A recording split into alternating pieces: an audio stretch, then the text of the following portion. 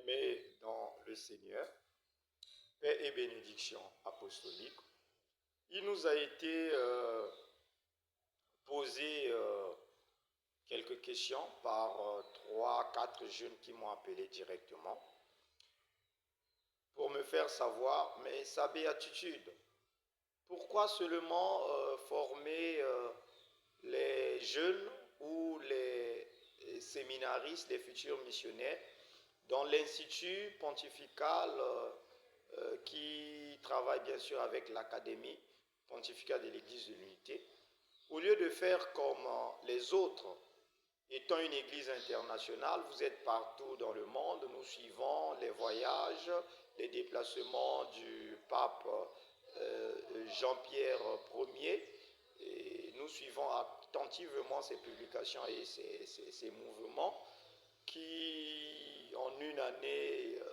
visitent 3, 4 pays. Bon, mais pourquoi ne pas envoyer les jeunes en Europe, partout, pour qu'ils se forment et puis revenir travailler pour l'Église?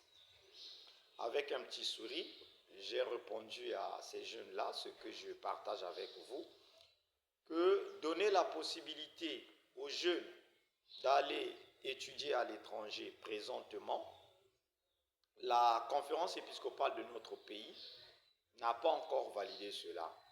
La question a été déjà étudiée, mais pas validée pour une simple raison. Nous allons provoquer une crise vocationnelle. Tout simplement parce que les jeunes vont venir, non pas pour se faire former et servir l'Église, mais pour tenter de s'échapper du chômage. Ça, nous en sommes conscients que dans nos pays, en Afrique, un peu partout dans le monde, le taux du chômage bat son plein. Donc ces jeunes-là seront attirés par le voyage et non par la mission de l'Église ou parce qu'ils ont reçu l'appel de notre Seigneur Jésus-Christ. Celui qui a reçu l'appel va accepter de se faire former dans les conditions actuelles. Celui qui a reçu l'appel n'a pas besoin d'aller étudier ailleurs parce que le Christ lui-même est en train de le former aussi.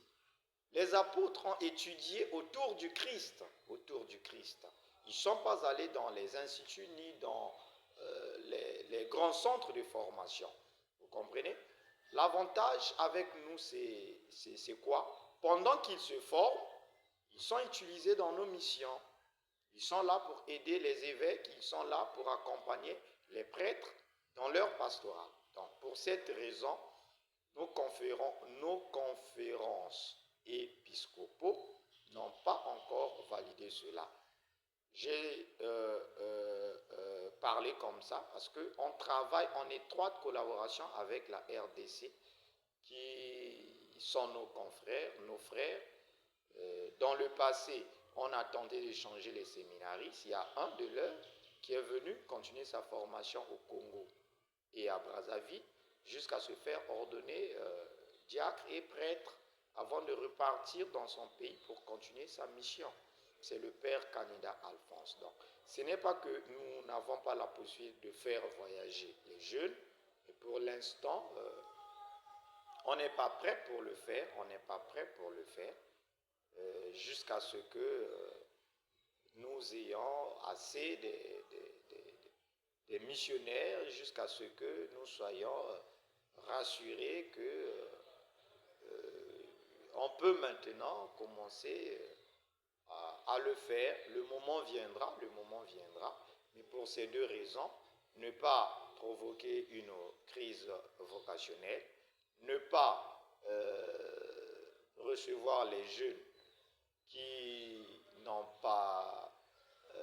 ne vont pas venir pour l'église mais juste pour le voyage.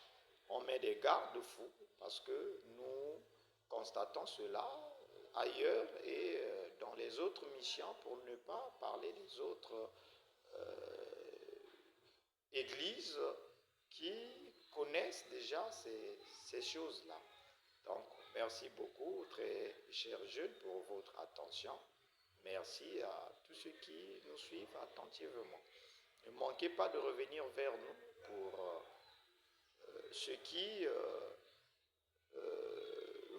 louange ou pour ce que vous voulez découvrir, je vous en prie et que Dieu vous comble de toutes ses bénédictions.